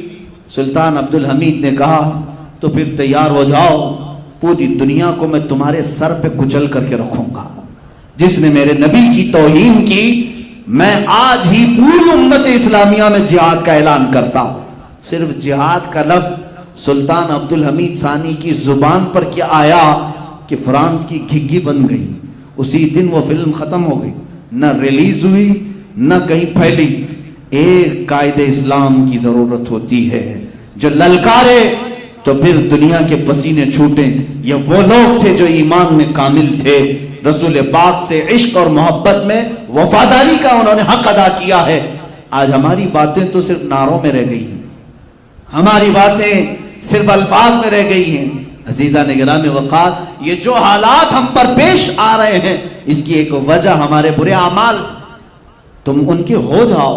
میرے آقا صلی اللہ تعالیٰ علیہ وسلم کے پھر کوئی نہیں چھیڑے گا تمہیں۔ یہ تمہارے ایمان کی گرمی ناپنے کی کوشش کرتے ہیں، یہ تمہارے عشق رسول کا بخار ناپتے ہیں، لیکن پھر بھی آج جو فرانس میں گستاخیوں کے کارٹون بلڈنگوں میں لگائے گئے ہیں اور گستاخانہ کارٹون لگا کر کے وہ یہ سمجھتے ہیں کہ ہم اسلام کو نیچا دکھانے میں کامیاب ہو گئے، یاد رکھو میں آج کے اس منبر سے اعلان کرتا ہوں، فرانس کی ظالم حکومت اس میلاد میں دیکھے گی انشاءاللہ تم نے ایک محمد کا کارٹون بنایا ہے، ہر نوجوان کے سینے پر محمد لکھا ہوا پاؤ گے، ہر نوجوان کے سینے پر محمد لکھا ہوا پاؤ گے۔ اس لیے کہ ہمارے بزرگوں نے ہمیں یہ سکھایا ہے کہ خدا ایک پر ہو تو ایک پر محمد۔ اگر قلب اپنا دوپارہ کروں میں، اگر میں اپنے دل کے دو ٹکڑے کروں، ایک پر اللہ ہوگا ایک پر محمد ہوگا، یہ میرا ایمان ہے۔ تم کارٹون بنا کر سوچتے ہو تمہیں حضور کی صورت کا پتہ کیا ہے، حضور تھے کیسے؟ تم نے جس کا بنایا ہے وہ کوئی اور ہوگا، میرا حبیب تو محمد تھا جس کو اللہ نے نام ہی ایسا رکھا۔ محمد کا مطلب ہوتا ہے سب سے زیادہ تعریف کیا ہوا۔ دشمن بھی اگر میرے نبی کا نام لے گا تو اس کی زبان سے بھی میرے نبی کی تعریف ہو ہی جائے گی۔ حضور کا نام ہی اللہ نے ایسا رکھا ہے کہ حضور کی برائی کرنے والے کو بھی پہلے حضور کی تعریف کرنی پڑے گی۔ میرے آقا کا نام جو بھی لے گا محمد، جس کا مطلب ہوتا ہے جس کی سب سے زیادہ حمد ہوئی، اب آگے برائی کرو، پہلے تو تم حضور کا نام لوگے تو تعریف ہو ہی جائے گی۔ اور خدا نے ہے ان کے مرتبے جو بڑھائے ہیں، کہیں وَرَفَعْنَا لَكَ ذِكْرَكَ کہا ہے، تمہارے گھٹانے سے کچھ نہیں ہوتا، تو گھٹائے سے کسی کے نہ گھٹا ہے نہ گھٹے، جب بڑھائے تجھے اللہ تعالیٰ تیرا۔ انشاءاللہ العزیز ہر نوجوان کو میں یہ درس دینا چاہوں گا، پوری امت اسلامیہ کو، اے میرے عزیز آج تمہارے امتحان کا وقت ہے۔ آج تم اپنے آرام کی فکر کرتے ہو یا ناموں سے رسالت کی حفاظت کے لیے اپنی جان فدا کرنے کو فخر محسوس کرتے ہو؟ امام اہل سنت فاضل بریلوی رحمت اللہ تعالی علیہ نے عشق رسالت کا وہ درس ہمیں دیا ہے۔ عزیزو، صرف حضور کے نام پر فدا ہونے کی بات نہیں، بلکہ اعلیٰ حضرت ہمیں یوں کہتے ہیں، یا رسول اللہ کروں تیرے نام پہ جان فدا، نہ بس ایک جان تو جہاں فدا۔ میں ایک ہی جان کیا فدا کروں آقا آپ پر، پورے دونوں جہاں پر فدا کرتا ہوں، سب چھوڑ دوں گا آپ کے لیے۔ کروں تیرے نام پہ جان فدا، نہ بس ایک جان تو جہاں فدا۔ ارے دو جہاں سے بھی نہیں جی بھرا، کروں کیا کروڑوں جہاں نہیں۔ آقا اگر میرے پاس کروڑوں جہاں ہوتے، ہر جہاں میں صرف آپ کے نام پر فدا کرتا۔ اور علامہ جامی کہتے ہیں، فدائے نقش نالینت کنم جان یا رسول اللہ۔ لوگ کہتے ہیں آقا آپ کے نام پر میری جان حاضر ہے، آپ کے جسم پاک کی حفاظت کے لیے میری جان حاضر ہے، مگر ملا عبد الرحمن جامی جیسا ایک ایسا عاشق ہے جو فارسی میں پکار کر یوں کہتا، آقا آپ کے نالین پاک کے نقش پر میری جان حاضر ہے، صرف اس کی حفاظت کے لیے بھی میں اپنی جان قربان کرتا ہوں۔ میرے عزیزو، یہ جو جہاد کا لفظ ہے جس کو تمہاری زبانوں پر لانے سے تم بھی کتراتے ہو، ڈرتے ہو، علماء سے بھی میں کہتا ہوں اس سے کوئی تمہیں کترانے کی ضرورت نہیں. میں ثابت کر کے بتاؤں گا. اگر تم کہتے ہو جہاد کا لفظ اپنی زبان پر لانا غلط ہے، ٹیررزم ہے، دہشت گردی ہے، تو پھر کوئی بھی ملک دنیا میں دہشت گردی سے بچا نہیں ہے. ہر کوئی اپنا ڈیفنس کر رہا ہے، ہر ملک اپنا ڈیفنس کر رہا ہے. تو سب کیا آتنکواد ہو گئے؟ اپنے ملک کی سرحدوں کی حفاظت کرنا یہ جہاد ہے، یہ اسلامی جہاد. جہاد کی تعلیمات اگر میں آپ کو بتاؤں، آج کے زمانے میں جو جنگیں ہوتی ہیں ان میں کہیں آپ کو نہیں ملے گا. بتاؤ، سپر پاور امریکہ جب کسی سے ٹکراتا ہے تو کیا جنگی اصول پر جنگ ہوتی ہے؟ جس ملک پر یہ بمباری کرتا ہے سب کا سب تباہ کرتا ہے. ناگاساکی، ہیروشیما آج تک 70 سالوں سے زمین سے سبزے نہیں اگا پا رہے. پیدا ہونے والے بچے لنگڑے پیدا ہوتے ہیں. جو نیوکلیئر وہاں پر دھماکے ہوئے تھے، 70 سال گزر گئے، لیکن آج تک اس کے ذرات کا اثر باقی ہے. جو تمہاری جنگیں ہیں ان کا حال یہ ہے کہ تباہی اور بربادی. مگر نبی کونین صلی اللہ علیہ وسلم صحابہ کو فرماتے کہ اللہ نے ہمیں تلوار اٹھانے کا حکم دیا ہے تو صرف دین اسلام کی حفاظت اور اپنی جان کی حفاظت کے لیے. اگر تمہارا دشمن کے ساتھ مقابلہ ہو جائے تو حضور فرماتے ان اصولوں کا خیال کرنا. کبھی کسی بوڑھے پر ہاتھ نہ اٹھانا، کبھی کسی عورت کو نہ چھونا، بیٹھے ہوئے بچوں کو نہ پکڑنا، وہاں کے درختوں کو نہ توڑنا، کہیں کے پتے نہیں اکھاڑنا، وہاں کی زمینوں کو برباد نہ کرنا، وہاں موجود عبادت خانوں پر حملہ نہ کرنا. یہ میرے آقا کی تعلیمات ہے. کس کو؟ وہ مجاہدین صحابہ کو. کہتے تھے کوئی عورت اگر جنگ کے دوران نظر آ جائے اس سے چھیڑ چھاڑ نہیں، جنگ ان سے نہیں ہوگی. بچے آ جائیں ان سے تعرض کر لیا جائے، بوڑھے آ جائیں تلوار نہ اٹھایا جائے، جو خالی اپنے گھروں کے پاس بیٹھے ہیں ان کو قیدی نہ بنایا جائے. وہاں جو بھی لوگ عبادت کر رہے ہیں جس مذہب پر، ان کے مذہب خانے پر حملہ نہیں ہوگا، توڑا نہیں جائے گا. وہاں اگر درخت ہیں پتے نہیں توڑو گے، وہاں برباد نہیں کرو گے. پھر جنگ کس سے ہوگی؟ میرے آقا نے فرمایا جس نے تمہارے خلاف تلوار اٹھائی اس کے خلاف جہاد ہوگا. یہ ہے اسلام کا اصول ہے جہاد. جو تمہارے خلاف جہاد کے لیے، جنگ کے لیے تلوار اٹھائے اس کا ہاتھ توڑو، اس کے دانت توڑو. یہ ہمارا نہیں، آج پوری دنیا کا نظام ہے. آج پوری دنیا کا نظام، پوری جنگوں کا آپ کو میں اگر اسباب ہی بتا دوں، جنگ بدر کیوں ہوئی، وجہ کیا تھی؟ جنگ احد کیوں ہوئی، وجہ کیا تھی؟ جنگ خندق کیوں ہوئی، وجہ کیا تھی؟ حنین کیوں ہوئی، موتا کیوں ہوئی، تبوک کیوں ہوئی؟ سب میں وجہ یہی رہے گی، سب میں وجہ یہی. مشرکین مکہ جماعتیں بنا رہے ہیں اور میٹنگیں کر رہے ہیں. بعض میں تو حضور کو پہلے سے خبر ہو گئی آقا وہ آپ کے خلاف جنگ کی تیاریاں کر رہے ہیں، تب حضور نے بھی اپنے ساتھیوں کو جمع کیا. جب جب خبر آئی حضور نے تیاری کا اعلان کیا. جنگ تبوک کیوں ہوئی تھی، جنگ موتا کیوں ہوئی تھی؟ وجہ صرف یہ تھی حضور نے اپنے قاصد کو بھیجا. آج بھی دنیا کا نظام ہے، اگر تم کسی ملک کے ایمبیسیڈر کو مار دو گے تو 2 ملکوں میں ٹکراؤ ہوگا. اسی لیے ایمبیسیز کی بہت زیادہ حفاظت ہوتی ہے، سفارت خانوں کی بہت حفاظت ہوتی ہے. اگر تم نے یہاں پر کسی دوسرے ملک کے سفیر کو مار دیا، اس ملک کا تمہارے ساتھ جھگڑا شروع ہو جائے گا. پہلے سے ہی نظام ہے. حضور کا سفیر، حضور کے ایک سفیر حارث بن عمیر رضی اللہ تعالیٰ عنہ ایک بادشاہ کے پاس جا رہے ہیں خط لے کر میرے آقا کا. بیچ راستے میں ایک ظالم نے ان کو پکڑا جو اس بادشاہ کا ایک باج گزار تھا. اس نے ان کو دردناک انداز میں قتل کیا، بے دردی سے مارا، ان کے ٹکڑے کر دیے. جب قاصد کو مارا جاتا ہے حضور پاک صلی اللہ علیہ وسلم نے فرمایا ہمارے سفیر کے ساتھ انہوں نے بدتمیزی کی، برا سلوک کیا. اور اس زمانے کے بھی اصول میں یہ تھا کہ نہیں چھوڑا جاتا تھا. جنگ موتا اسی لیے ہوئی، جنگ تبوک اس لیے ہوئی کہ حضور صلی اللہ تعالیٰ علیہ وسلم کے خلاف وہ لوگ ملک شام میں فوجیں جمع کر رہے تھے. رومی لشکر جمع ہے، فلاں لشکر جمع ہے، حضور پر حملہ آور ہونے کی کوشش کر رہے ہیں. میرے آقا نے فرمایا حضور نے جتنے جہاد کی یا تو مدینے کے آس پاس یا تو پھر صحابہ کو لے کر بہت دور چلے جاتے. کیوں؟ اس لیے کہ جب جنگ ہوتی ہے تو جس علاقے میں جنگ ہوتی ہے سب ٹوٹ پھوٹ جاتا ہے، سب برباد ہوتا ہے. گھر ٹوٹتے ہیں، درخت ٹوٹتے ہیں، کیا کیا نہیں برباد ہوتا. حضور ہمیشہ مدینے کی حفاظت چاہتے تھے، کوئی بھی جنگ مدینے میں نہ ہو. صحابہ کو لے کر بہت دور چلے گئے. جنگ تبوک جو ہے مدینے سے 800 کلومیٹر دور ہوئی ہے، تقریباً 800 کلومیٹر دور. وہاں پہنچے، وہاں مقابلہ ہوا. موتا بھی یہ جارڈن میں ہوئی ہے، آج کا جو اردن ہے جارڈن، حنین، جنگ حنین مکہ سے بھی 100 کلومیٹر دور ہے، طائف کے قریب یہ جنگ وہاں ہوئی۔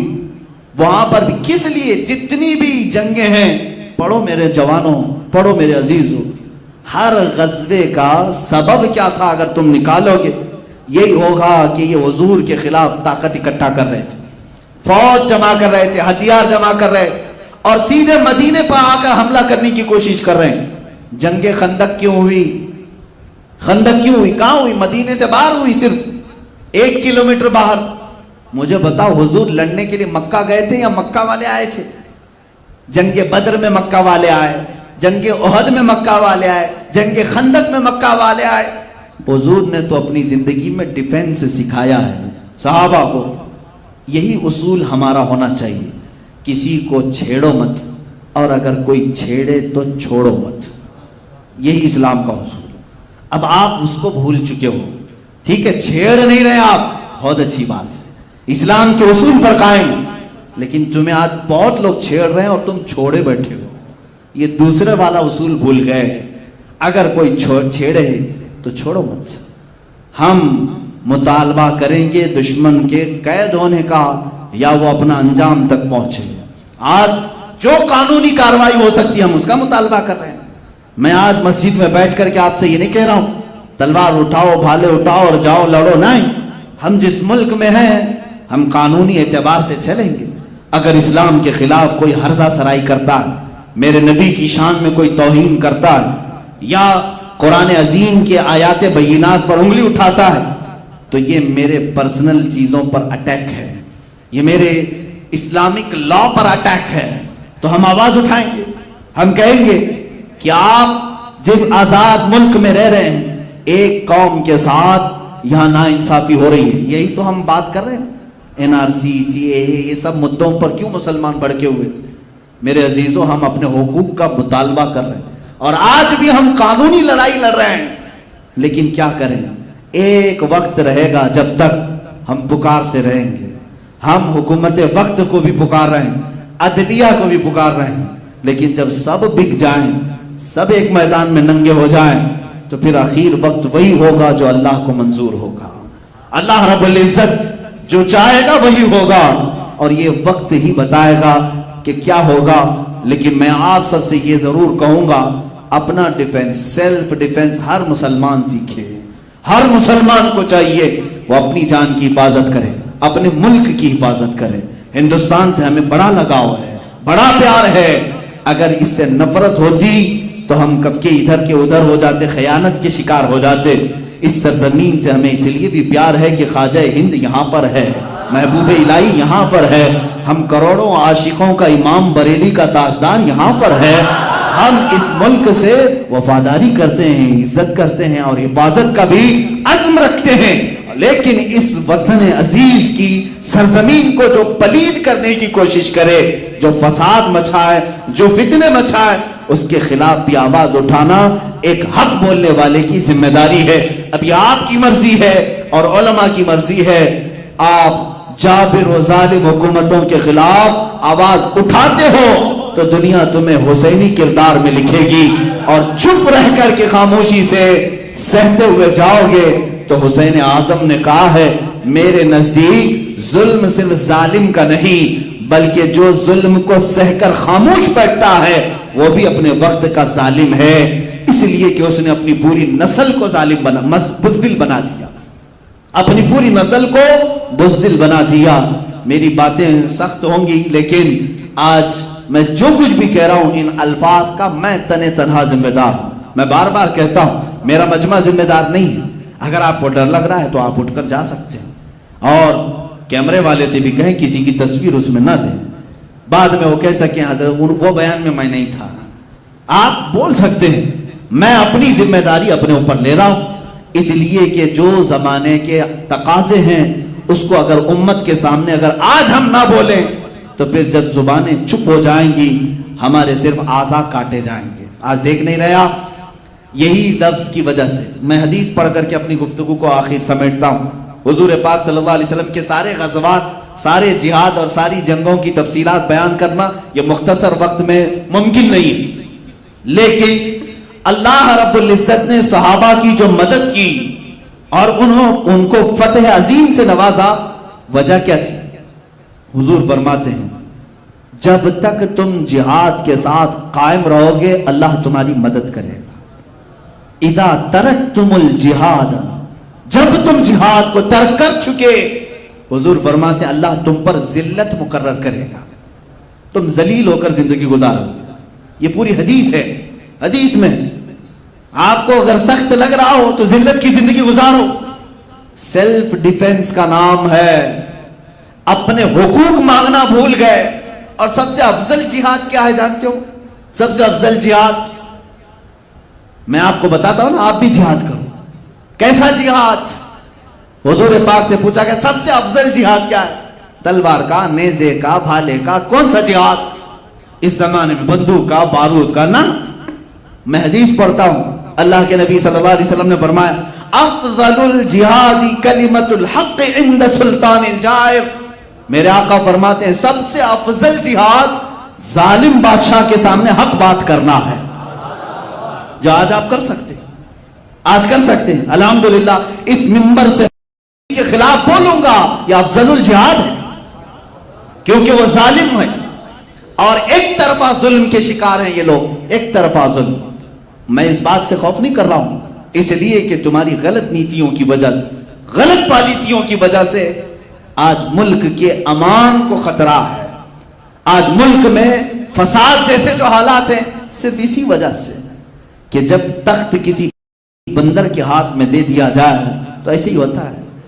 ہمارے ہاں کہتے ہیں نا، کوے کو بڑا پن دیا تو آگے کا آپ سمجھتے ہیں، وہ ساری چیزیں یہی کرتا ہے۔ اور کسی بندر کے ہاتھ میں اگر لڈو آپ پکڑا جائیں، اسے معلوم نہیں لڈو کھاتے کیسے ہیں، گھمائے گا گھمائے گا گھمائے گا، پوری بوندی جھڑ جائے گی، ہاتھ میں کچھ نہیں رہے گا۔ یہ پچھلے 6 سال سے گھما رہا ہے لڈو کو اور سب جھڑ چکا، تقریباً بینکیں کرپٹ ہو گئی، کمپنیاں بک گئی۔ دیکھ نہیں رہے آپ لڈو کو کیسے گھما رہا ہے؟ اور اس وقت تک گھمائے گا جب پورا لڈو ختم ہو جائے گا۔ برا لگ رہا ہے آپ کو؟ عزیزہ نگرانی، یہ افضل الجہاد ہے۔ میں جب تک میری طاقت ہے اللہ کے حبیب صلی اللہ علیہ وسلم کی اس حدیث پر عمل کروں گا۔ حضور نے فرمایا من رعا منکم منکرا فلیغیرہ بیدہ ومن لم یستطع فبلسانہ ومن لم یستطع فبقلبہ وذلک اضعف الایمان۔ حضور فرماتے ہیں جب تم میں سے کوئی برائی کو دیکھے ہاتھ سے روکے، اگر ہاتھ سے روکنے کی طاقت نہیں ہے زبان سے بولے، اور زبان سے بھی بولنے کی طاقت نہیں ہے تو دل میں برا جانے۔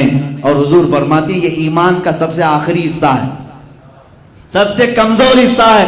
مسلمانوں تم فیصلہ کرو کمزور ایمان پر۔ الحمدللہ مجھے اتنا تو ہے کہ میں بیچ والے میں ہوں، ہاتھ سے آج نہیں روک سکتے، زبان سے تو ہم بول رہے ہیں۔ ہم اپنی زبان کا استعمال برائیوں کے خلاف اس لیے کر رہے ہیں، حدیث رسول میں ہے جب برائی دیکھو تو زبان سے روکو۔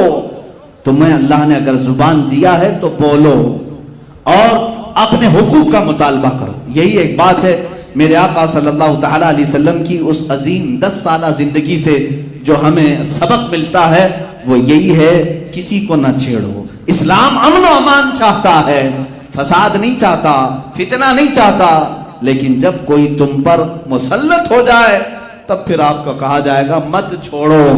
آخری یہ باتیں ہیں، اسلام امن کب چاہتا ہے؟ دیکھیں حضور کے اوپر وہ لوگ حملہ آور ہوئے، جہاد میں کئی لوگوں نے قتل و قتال کیا، حضور پاک صلی اللہ علیہ وسلم ڈٹے رہے صحابہ کے ساتھ، لیکن 6 ہجری کے بعد، 6 سال کے بعد حضور مکہ واپس آئے۔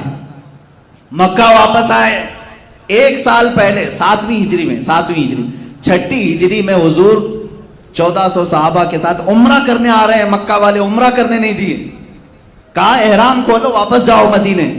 حضور نے صلح کر لی، واپس بھی چلے گئے، ان کے ساتھ ایگریمنٹ بھی کر لیا، ٹھیک ہے سب صلح ہو گئی۔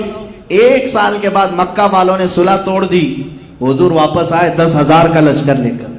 مکہ میں جب آئے تو مکہ والوں کے حالات خراب ہو چکے تھے، حضور اس شان سے مکہ میں داخل ہوئے کہ تلوار اٹھانی بھی نہیں پڑی، قتل و قتال نہیں ہوا۔